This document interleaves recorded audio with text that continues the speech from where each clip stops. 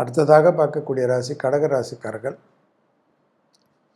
எல்லா விதத்திலும் ஏற்றம், நம்பிக்கை, தொழில், உத்தியோகம், அனுகூலம், லாபம், தொழில், உத்தியோகம், வியாபாரம், படிப்பு, புது விஷயம், புது கௌரவம்,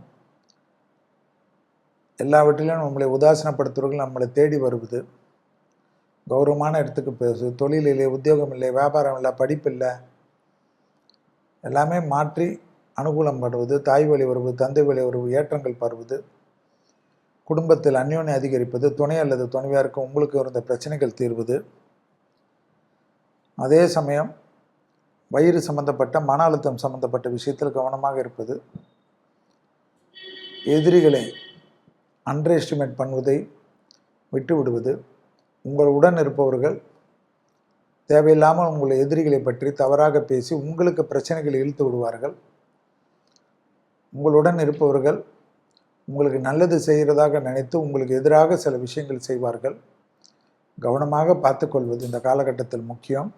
துர்கை வழிபாடு தான் உங்களை காப்பாற்றக்கூடிய சிறந்த பரிகாரமாக கடகராசிக்காரர்களுக்கு காணப்படுவது.